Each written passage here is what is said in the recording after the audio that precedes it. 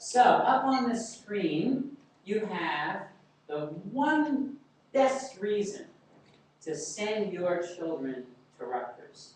This child, my grandson, Harry Elias Stoker, is a product of Rutgers campus. My daughter came to Rutgers, my older daughter Sarah.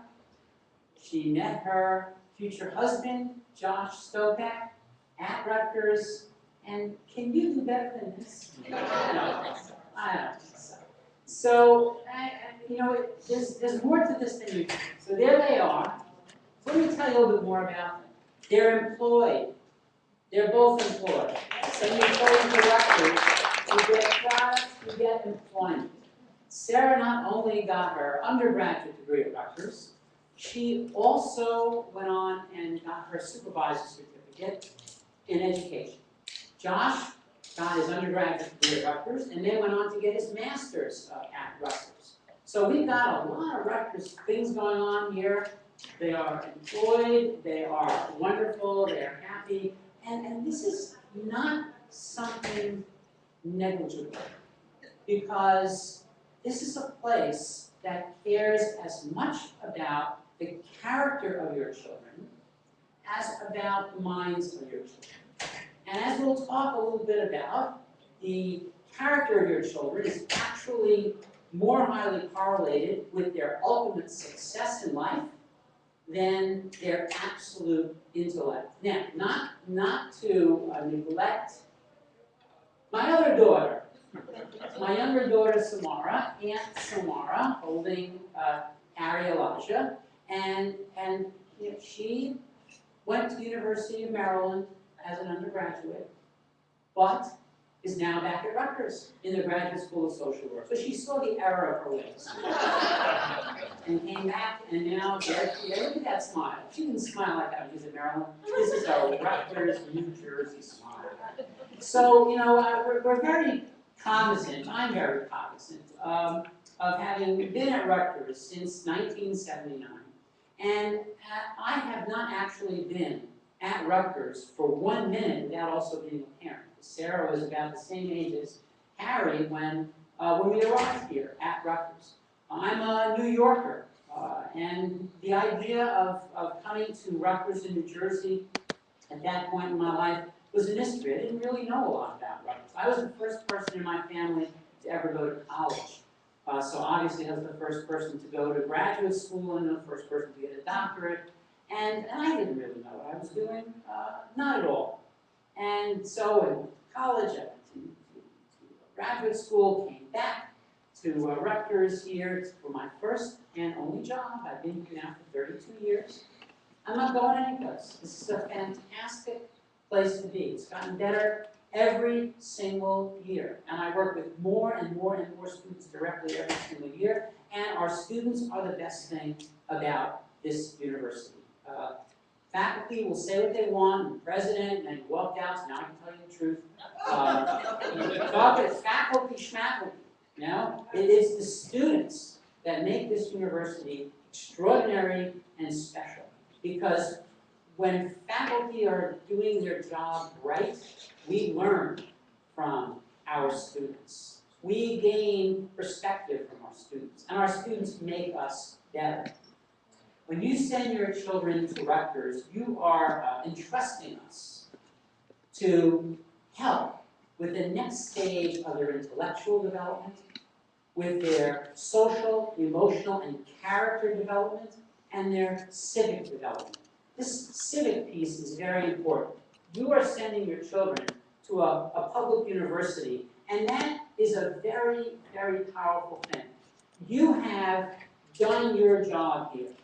You've got your kids, you've done your best to influence them, of course, but you've also exposed them to a certain network of family and friends, and they've been members of certain organizations. You live in a certain community and within a context. And this is what has brought your children really here. You've embedded them in a certain world, and that's what's gotten them here. Now, it's our turn. It's our turn to take this and bring it to the next level.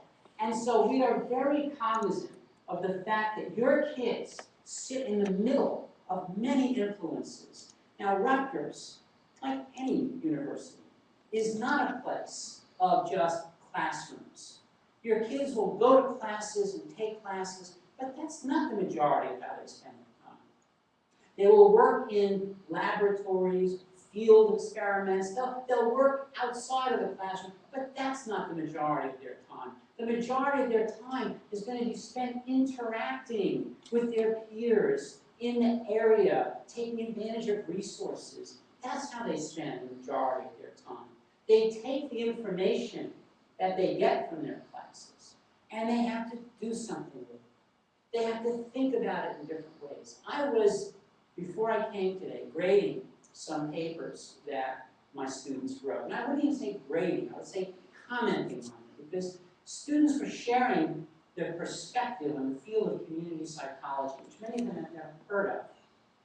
And they're writing their reflections and sharing their observations with me. I'm commenting back and I'm writing back to them, and that's what we do. It's very hard to grade these things because, and they're talking about how, as a result of reading this textbook in community psychology, their perspective changed.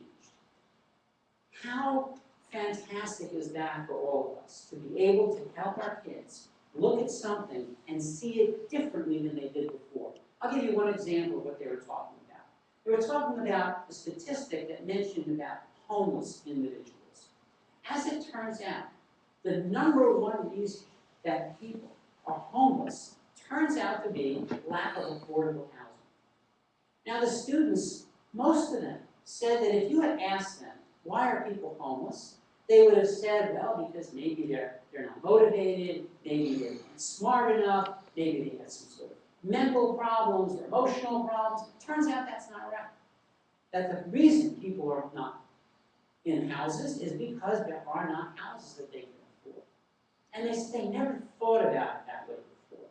Now that is exactly why you send your kids to a university. So they can have a lot of experiences looking at the world and saying, I never saw it that way before. Now, your kids go to a lot of different classes. They go to a lot of classes that the faculty members don't go to. So what happens to your kids?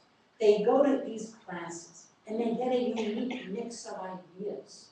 They don't just take one faculty member's ideas, they take several faculty members' ideas and their own ideas. And they talk to their peers in the dormitories, in the cafeteria, and yes, while they're waiting for those buses that never come. They talk about their ideas, and they come up with new ideas. Those ideas become the innovations that build our intellectual life. But more than that, they build our practical community. This is really something that I think Rutgers is a real strength in. Education is not complete until students not only have acquired knowledge, but can act on that knowledge in the world. Now, this is very important. We have no great interest in our students simply going to classes, learning stuff, and then doing what? Putting it in a paper, putting it on a test. Then what? We're very concerned about the then what. You should be very concerned about the then what. It's important for Rutgers, that we meet this goal of having our students become the best of any students with regard to applying their knowledge in the world. And that is knowledge in every area. So when I talk about knowledge, I mean this in the broadest possible sense. I mean that if our students are going to go to Mason Gross, just as an example, that they're going to not only understand the performing arts, but they're going to have an opportunity to excel in the performing arts. If they're going to go to our pharmacy school, they're not going to simply just be able to do pharmacy in the lab. They have to get out there, and they have to learn how do these professions really work. What does it really mean? So we embrace the fact that our students today are going to be prepared to work in a world that we can't quite predict. So we talk about these 21st century learning challenges. So President McCormick alluded to those, but I wanted to put them out there for you so you understand, what are we thinking about here? What are we worried about? What is it that we want your students to know? I mean, you think about what the world was like 10 years ago, right? I mean, where was the internet, the mobile phones, the iPad? This stuff wasn't really around. So what's going to be 10 years from now? We don't know, but we do know that 10 years from now, we are going to need your kids to be really smart and ready to deal with whatever's around. And these are the kinds of things we want our kids, your kids, my kids, and eventually my grandson, to be able to do really well, to be able to analyze the forms of human experience that shape our perspective on the world. We need our kids to understand, why do we think the way we do? Where did my opinion about that come from?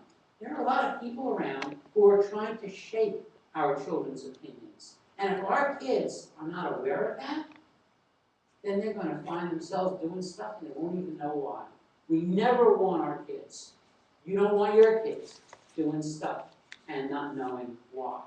Analyze contemporary global issues from a multidisciplinary perspective. We need our kids to understand what's going on in the world. How do they think about what's happening in Asia?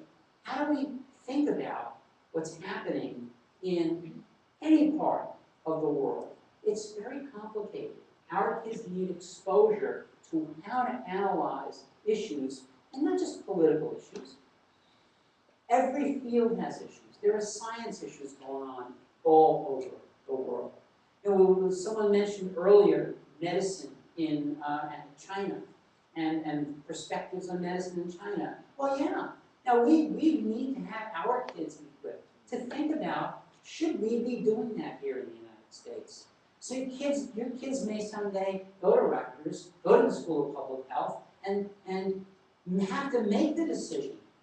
Do we bring alternative medicine approaches from the rest of the world in here, into America?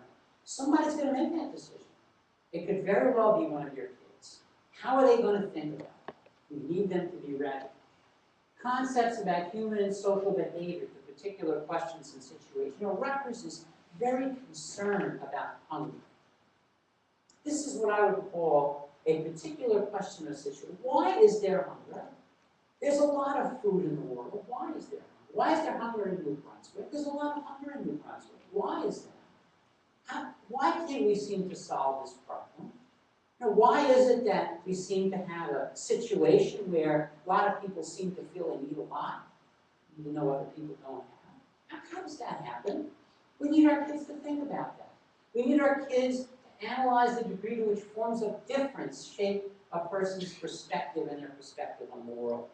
You know, if you look around, you'll see, and again, you cannot always make a visual conclusion, but you can infer that there are people here from a lot of different backgrounds. What do they bring to the table? I do an exercise in one of my classes where I have my students read about power and privilege, and I make them write up some things and their perspective on it. And then, and it is in a room about this size, I make them take their paper and find someone in the room that doesn't look like them. And again, admittedly, we're doing this based on overt factors, but I want them to sit down with someone not like them. If it's a male, I want them to sit down with a female. If it's a Caucasian, I want them to sit down with someone different. I just want you to be with someone different. Then you sit and you go, what did you write? What did I write? What is my perspective on the world based on my culture? I can't tell you how amazing it is when the students talk to each other about this. They can't believe that someone wrote what they wrote, because they think the world was one way. And this person, the scenario next to them, sees it in a different way. And they talk about it, and they understand. And light bulbs go on. Our kids need to do that. They need to have an understanding of global issues. That it's going to be a situation where our kids are going to have to learn how to deal with the world in new and ever more complicated ways. Now, why do we do this? We do this for two reasons. We do it because, number one, we're a public university, and we want our kids, we want your kids, to get out there in the world and know how to take what you've learned and put it to work. That's important. And we have a lot of things that we do, and it comes under the category of service learning. But the other reason we do it is because it's good for your kids. Now look at this. There's research on whether or not service learning keeps students in school. We talk about retention. Well, one of the reasons why kids don't stay is because a lot of times endless amounts of classwork can be, shall we say, uninspiring. Right? Your kids want to do stuff. They want to get out there. So when they have opportunities to take their learning and put it out and go do something with it, well, by God, they absolutely are more likely to stay in school. Service learning can help keep students engaged in school and on track to graduation. Every school district should have a coordinator of service learning. There is so much data that talks about the number of percentage of students that stay in because they're given a chance to do something with what they know. And not only that, it's a function of the kind of leadership that we are looking for in students for civic participation. Civic participation. Who are going to be the next leaders of this country, of our state, of our towns and cities? Who's it going to be? Oh, it's going to be your kids. If you look around today at the current state of leadership, I don't care what party you're from or what you believe, you can't be excited and enthused about the state of leadership in America. You can't be excited and enthused about the extent to which people participate in civic life. Well, the only way our students are going to participate in civic life in the future is if they participate in civic life in the present. And they're here for 4 years. This is their civic arena. And so here is where we can teach students. We can guide students. We can work with students on how do we become true citizens. Part of that is to make sure that we systematically expose students to social problems and public agencies responsible for dealing with those issues. And you know, we have to think broadly about this. Now, Rutgers' motto of Jersey roots and global reach is really about preparing our children for social and intellectual diversity. We've got a great study abroad program here at Rutgers, where we get students to see things from a different perspective by literally going to a different place. But you know what? There's a lot for our students to learn by studying abroad here. Dean Matt Matsuda, who is the Dean of the Honors College here at Rutgers, takes students on an expedition. And you know what that expedition is? It's into New Brunswick. And he goes into New Brunswick away from the bus routes. He goes to parts of New Brunswick that our kids have never seen. I mean, you know, you can go way abroad, but you can also find new things right here. You can go to the Peace Corps, but you can also do VISTA, Volunteers in Service to America. You can study astronomy out of this world, or you can study oceanography right in this world. So many things that we don't know. And we give our students all of those opportunities. Your children, those opportunities. And why? Because ultimately, we are so interested in having them be contributing members of the society. You know, this is the other, grades are important. Grades are very important, get your grades, sort of, up to a point. And that is that the things that you get out of college, university education, are not simply contained on transcript. And that's why your kids now are relying less on transcripts than on things called portfolios. Your kids are going to have e-portfolios because the world is getting more sophisticated and they want to see more from your kids than just the fact that they've got a fantastic GPA. Because you know what? A lot of kids have fantastic GPA. The question is, what can you do with it? What have you done with it? And what kind of a person are you? You know, if I'm going to hire you, I'm not actually just hiring you from the neck up. I'm hiring the entire body. And I'm hiring your character, your heart. And Rutgers is very concerned about that particular aspect. So we are concerned about what we call public scholarship. We want to make sure that this university, in every academic discipline, science, humanities, languages, philosophy, everything, that our students are engaged in the world and are not simply learning in a lab, in a library, in an office, in some cavern someplace.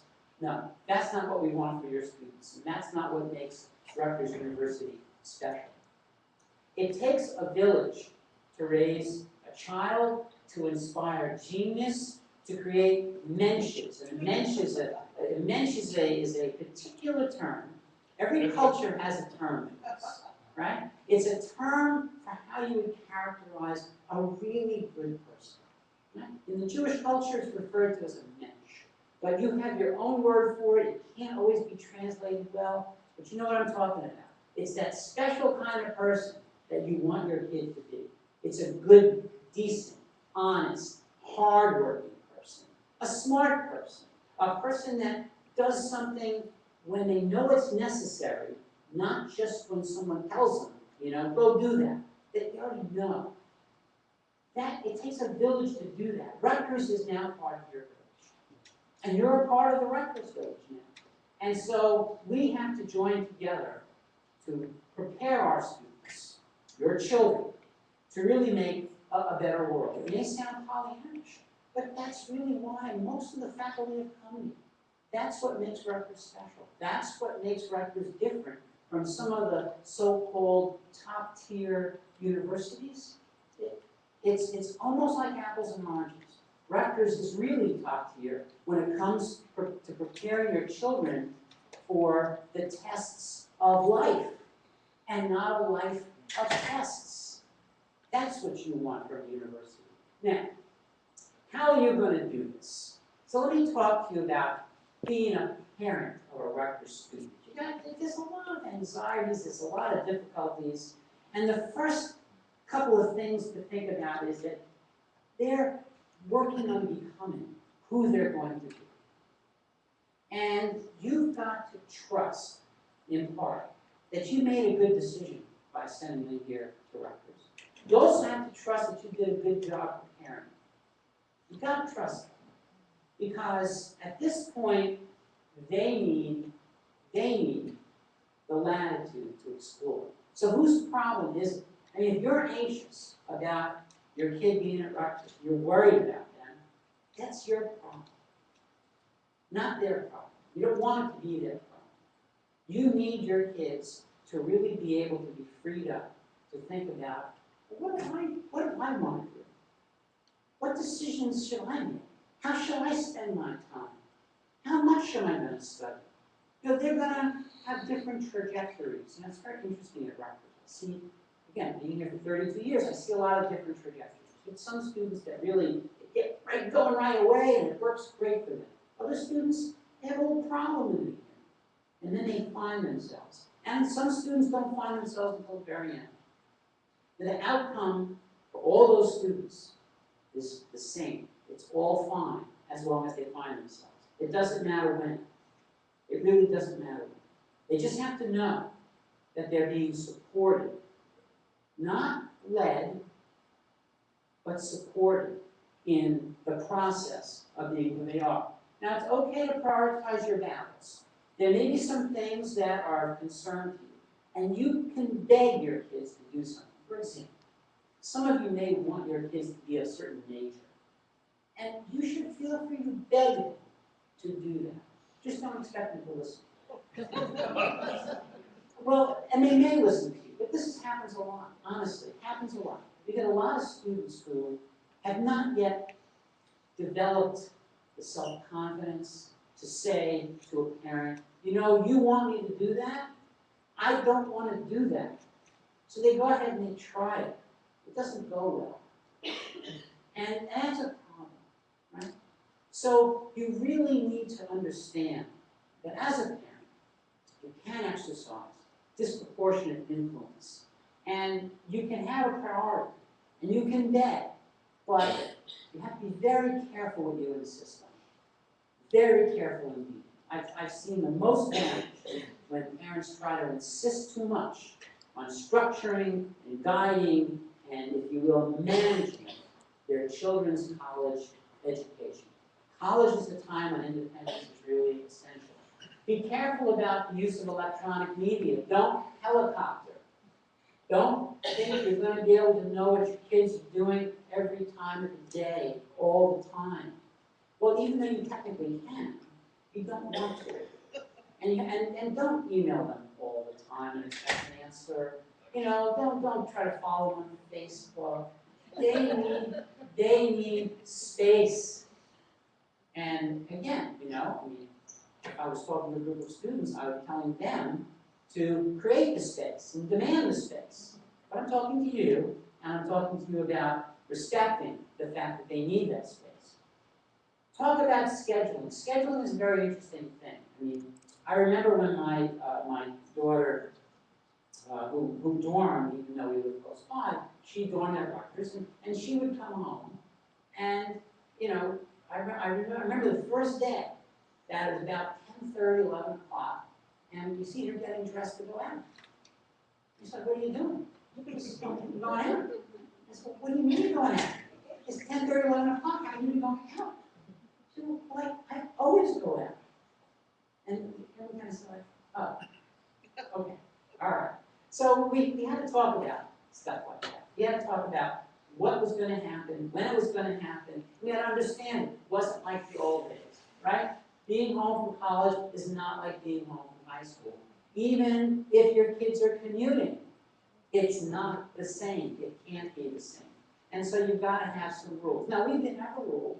We had a rule that if she was going to be home later than 2 a.m., that we wanted to know about. Okay? We wanted to know about it like at 2:01, not the next morning. So that was our rule. That was fine. That worked. We had that conversation.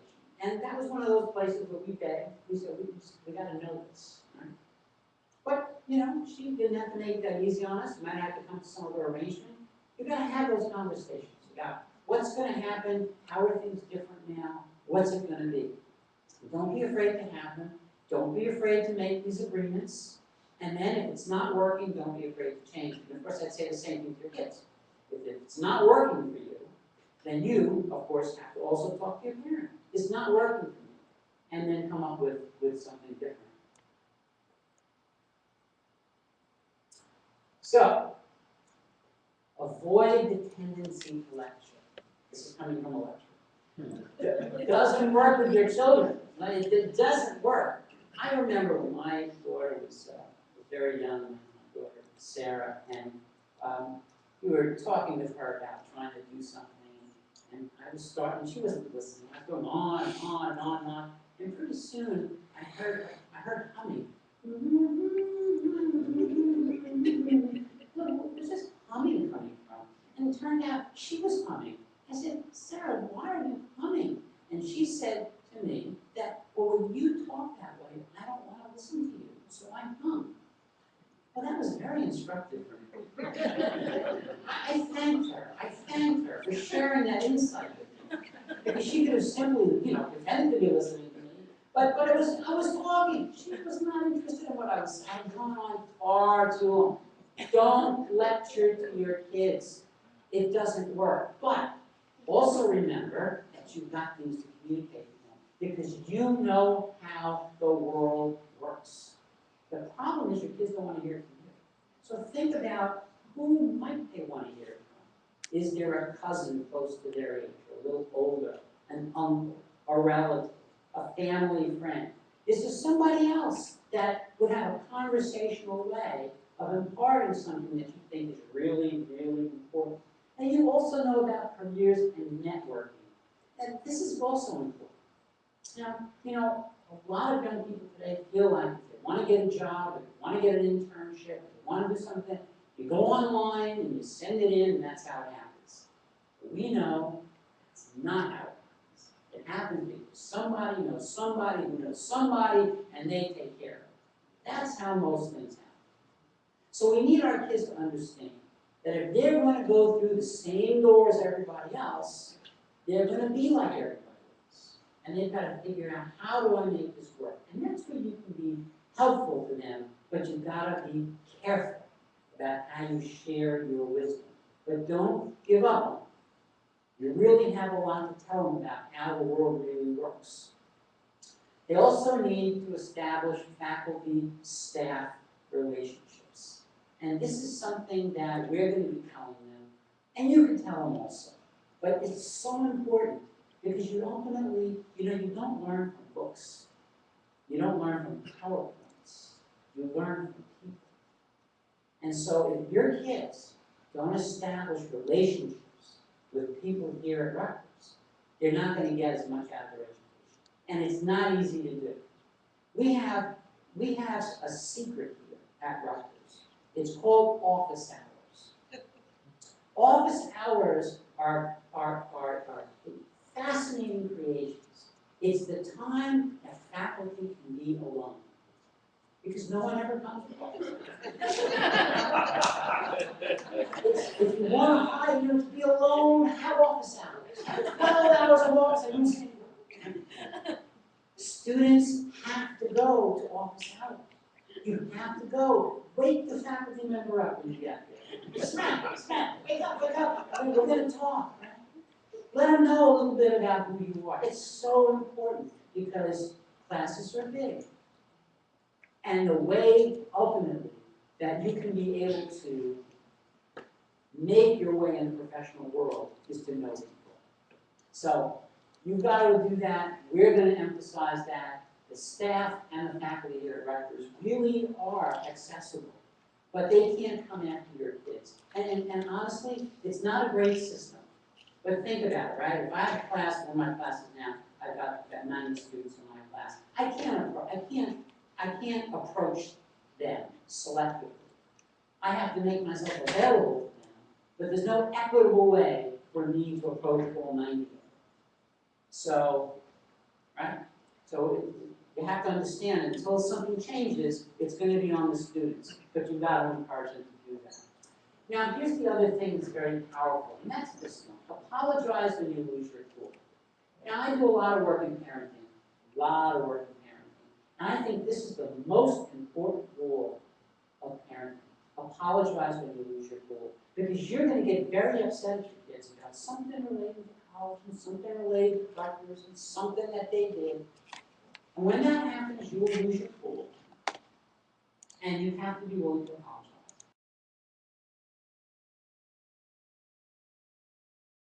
Thing in the grand scheme of things, not going to be that much. And because, by the way, this last thing is the most important. You're going to be their parent even after they graduate. Especially if they don't graduate. But if they graduate, you're going to be their parent. And your relationship with them is absolutely the most important. You can't let an issue come between you and your kids. And sometimes, because we're human beings, because we live in a high-pressure society, all of us, every one of us, is capable of saying things in anger to our children that we don't really mean. And that's what I'm saying, lose your cool. I mean, you said something that you really didn't mean. You got to be able to go back and tell your kid, you know what, I said that? I just got your tuition bill. I was out of control. In all seriousness, you go back and you clarify. Because this is just what we want to have happen. Your relationship with your kids being primary. Relating to that is this other point. Sometimes we get upset and we want to hold things over our kids' heads, right? Hold financially. We're paying for it. You got to do this if we're paying for it. You got to be real careful with that. You got to be real careful with that. And let let me tell you why you have to be careful. So I'm going to ask you a couple of questions. Just raise your hand with your sense of hand. How many of you, as a result of sending your kids to Rutgers, want them to emerge as knowledgeable? You want to have knowledgeable kids coming. How many of you want them to be responsible? How about caring? How about drug-free? How about nonviolent? Well, bad news. Budgets are tight, time is rough, you can't do it all. Knowledgeable, responsible, nonviolent, drug-free, caring, can't do it all. Which one would you like Rutgers to not emphasize? Knowledgeable, responsible, caring, nonviolent, drug-free. Which one should we cut back on? Tough one, right? Absolutely, it's a tough one. I always think that caring may be the most important because, you know, if they don't care about you, then no matter how much money they make, you're never going to see it. Caring seems to me to be the essential one. Well, they're all important. But you know, this is about the relationship piece. This is about the fact that you don't want to start holding stuff over their heads because ultimately, all those 5 things, knowledge, responsibility, caring, knowing how to deal with the temptations around substance use, and knowing how to be a peace-building person in this world. Those are the things you want with your kids. And so we want to model that in our relationships. We want to be able to be clear about talking about things in reasonable ways and negotiating, not holding stuff over our kids' heads after the fact. Right? I mean, these are just some of the issues that are facing you as parents. We at Rutgers face the issues of having so many opportunities for your kids. I mean, I could have given you 5 slides of all the different things we have for your kids. From the Burn seminars, which are for our first-year students, the FIGs, which was mentioned before, some of you may think, well, Rutgers is specializing in Turkish fruit. No, FIGs are our first-year interest groups. First-year interest groups that are run by our Rutgers students for our incoming students to begin to get kids thinking about different potential areas. We've got so many things that one of the problems that we have at Rutgers is how do we help the kids figure out what to do. And Rutgers has started recently a program, Civic Engagement and Service Education Partnership, with a mission of creating pathways for your kids to graduate with an enduring commitment to civic engagement and public service. To think about taking all these opportunities and how do we put them together into pathways so that when your kids walk down that road, they're getting someplace. Your kids can have a lot of great experiences, but that doesn't always add up to a tremendous amount of learning. So we try to smooth things out by helping our kids when they go out and do good things, have an academic component to that. Always be thinking about it. Why are we doing that? We're not just going to go to a soup kitchen. We're going to understand hunger. We're going to understand poverty. We're going to understand nutrition. We're not just going to go out and do good. We're going to go to a preschool, help disadvantaged preschoolers learn. We're going to understand about disadvantage. We're going to understand about reading, brain science. We're going to understand about learning. So we want to make sure that happens. We want to make sure that places open their doors to our students so they can have these authentic experiences.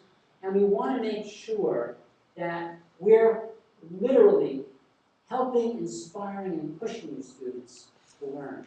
Creating pathways for our students from the campus, off the campus, back to the campus.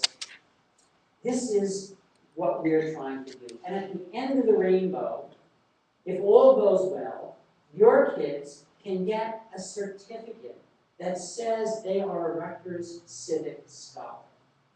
And I just want you to think about that for a minute. Your kids can accomplish a lot of things at Rutgers. You major in this, and a 5 up with that, and a summa, magna, whatever. They can do all that. That's about them. But when you're a Rutgers Civic Scholar, and you've got a certificate, regardless of what major you have, that says, I took time to help in the world, and you take that with you on graduation, you have got something very special. We've worked with Johnson & Johnson in developing this. And Johnson & Johnson has their world headquarters in New Brunswick. It's a very sophisticated, multinational corporation. And what have they said to us? Not only do they want us to work with our students and make our students better employees for them. How? Not by making them just smart, by making them civically engaged. We are also working with J&J employees, working with our students. Why? J&J understands that if their employees are motivated to serve, they're going to be better employees. Very interesting, sophisticated relationship between being better for yourself and being better for others. We want our kids to get that, and we want to be able to reward them so they can go any place and say they've got a certificate as a Rutgers Civic Scholar. There are not too many universities in the United States that let your kids walk out with that particular credential. And that's a very, very valuable thing. So this also, by the way, can happen both domestically and internationally. So we are interested in students being potentially international civic scholars. So if our students are taking advantage of programs overseas, a lot of times what they do there is service. They're learning and they're also doing service. They're not just going and hanging out, they're going and they're doing good. So that's something that we have as a variation on the certificate program. So what we hope to do, and again, sharing this with you because your kids are coming in at the beginning stages of Rutgers' tremendously renewed commitment to this area of civic engagement.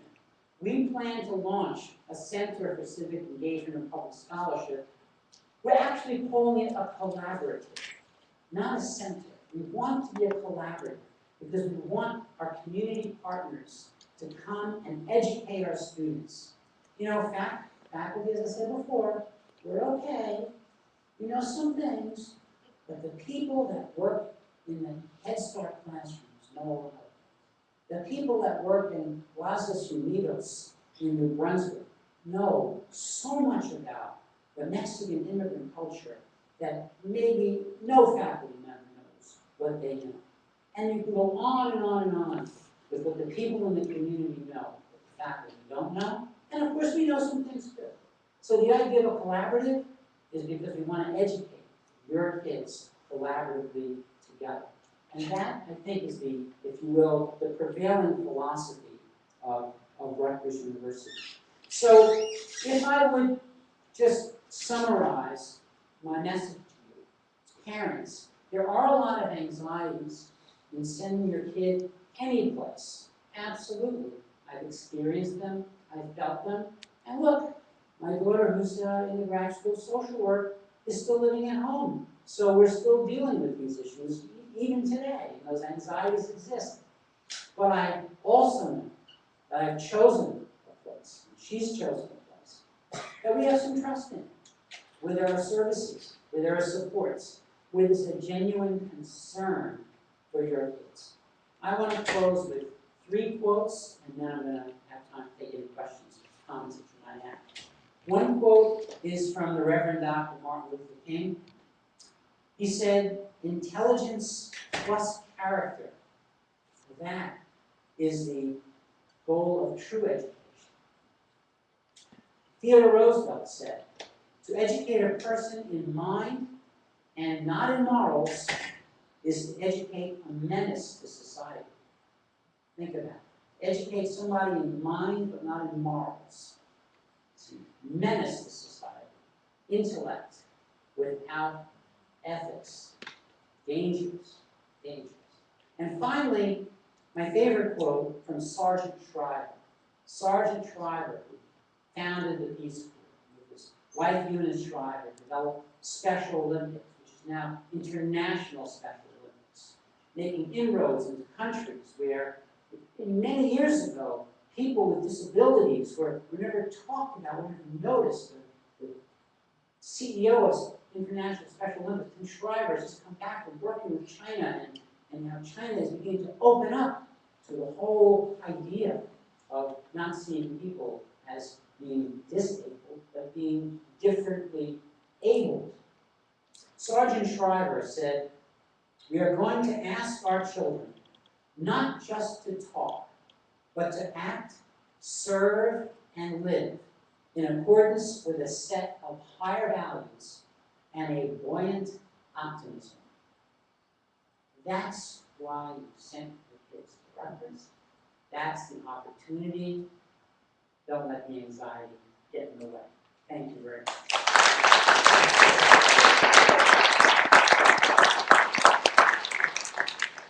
Certainly have time for any questions, if any of you have. Yes? What's being done on the campus to discourage binge drinking and drunkenness? Why would you want to discourage binge drinking? Especially It's illegal. Yeah. Honestly, one of the things that Rutgers has done is it consolidated a lot of student services. It consolidated a lot of counseling services, and they're starting to look at this literally as a campus-wide concern. And the reason for that is because, when you get different policies on different parts of the campus, students can always go to the lowest common denominator, if you will. So now there's much more uniformity, much more communication, and a much greater sense of what's going on. But I'm going to answer you in a different way. It's going to sound very strange to you. When our students have something important to do, they don't binge drink. They go to bed early. I've got students who have to be in Head Start classrooms bright and early in the morning. I've got students working in high school classrooms. They start at 7:15. They can't. They can't. And they don't. It's part and parcel of what we were talking about before. When your kids are not engaged in their learning, then their behavior is less relevant. So as our kids come to understand that who they are matters when they walk in the door, that is the biggest and best deterrent to that behavior. And then what happens, honestly, is that you get what's called a critical mass. As students stop doing this, other students don't do it. The norms change. So that's what we're beginning to start to see now in the fourth year of this civic engagement program. We're seeing our students are, if you will, more serious. Not necessarily more serious about being a classroom student, but more serious about their learning and themselves. So that's part of it. Yes? Guys, I have a quick question. So the civic certification, so is that in play now? That is in play now, yes. We've graduated our first 2 students at the last 3 graduations. We have had students getting that Civic Scholar certificate. Obviously, because it's not like anything new, it's hard for students who have gone through 3 years where it wasn't in place to be satisfied. But the incoming class of students is the first group of students completely coming in under this Civic Scholar certificate pathway. So we're expecting to see many, and there's no limit, by the way, how many students can earn this. None whatsoever. It's not the kind of thing where we just say, more than that. And how do they get initially involved? They just contact them? Well, there's the Rutgers Civic Engagement Service Education Partnership Office. They contact that office, they go to the website, they see the pathway. And we are working very hard to get that word out. We've had a wonderful partnership with the Office of Student Life. So students will sometimes hear about this, even at orientation. But I had a superintendent of schools, Dr. Larry Leopard, a dear colleague that I worked with. And he said when he had something, he was a superintendent of Plainfield, New Jersey, when he had something that he wanted to get to his staff, He said, if I don't send it 7 times in 7 ways, then it's my fault if they didn't get it. Because he recognizes how hard it is to communicate something to somebody. You put out a memo, maybe they didn't see it. You put out an email, they were started to read it, nope, their cell phone went off, they forgot about it, boom, it's gone. You send it put it in the post office, it was a win-win. Okay? So we have to continue to get the word out so that every student knows about it. That's on us to work with. Yes, sir. So is there, like, what is the time commitments and the schedule? I mean, how does that, how do you work it out? For the Civic scholarship? Curriculum? Yeah. Well, you know, it's really a fantastic thing because it doesn't require anything extra outside of your 120 credits, really. It's the way you choose your time. So in other words, if I have a choice between taking a straight class or taking a class that also allows me to go out in the field, I'll take the class that allows me to go out in the field. When I do that, I will get a credit for it because I'll also be attending 4 recitation sections. So in other words, nobody's getting credit for just being someplace. They're going to be someplace and be in a class where they talk about it, reflect on it, and work with it. We also have extracurriculars.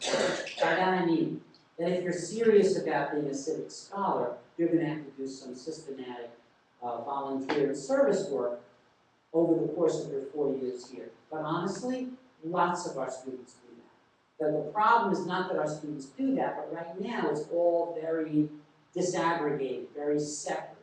We want to pull it in together. But it's not very demanding in terms of time. That's why we didn't want to make it a minor. Is it like a website, the Rutgers website you go to start, you know, or Yeah, well, center somewhere? It's the civic engagement, Civic Engagement and Service Education Partnership. The website is engage.rutgers.edu. In fact, wouldn't you know it, there it is. Engage.rutgers.edu.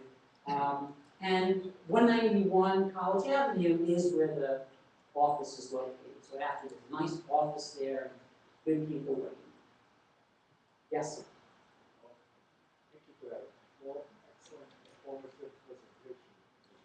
My One of the things that hit home was the fact, one of the parts that you mentioned about the money aspect of it.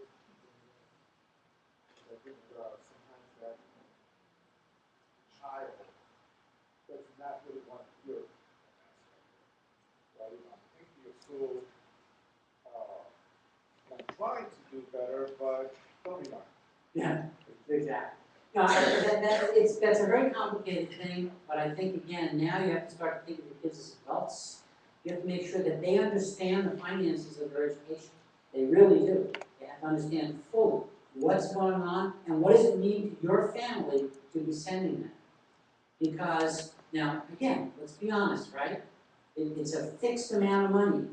If you got a lot of money and your kids know it and you're complaining about this, that's one thing. When you don't have so much and you're complaining about the same amount, it's another.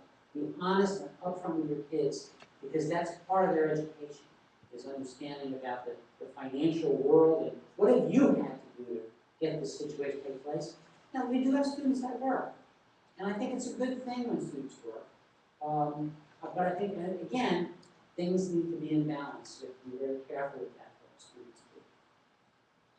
Yes?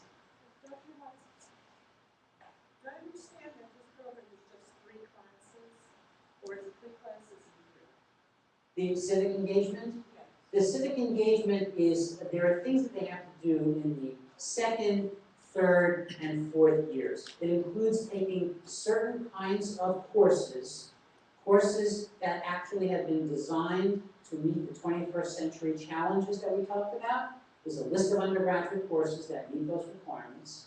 They have to take specific service learning internships. They have to take at least 2 of those. And they also have to do a capstone experience in their senior year, which is a substantial, either year-long or 6-credit opportunity to engage in some deeply reflective service learning work. So it's not just 3 classes. It's sets of experiences that start in the 2nd year, 3rd, and 4th year.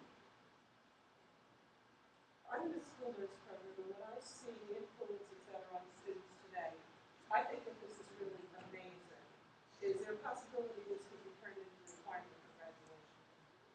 You're gonna have wonderful people. Yeah, you know, how many students do you have on this campus? 22,000, right? When we get 21,000 of them voluntarily involved, then I would push for it to be a requirement. But you know, honestly, our community partners, they can't have anybody there that doesn't really want to be there. So we can't mandate that. I cannot put a person in a Head Start classroom or a special education alternative high school classroom that doesn't really want to be there.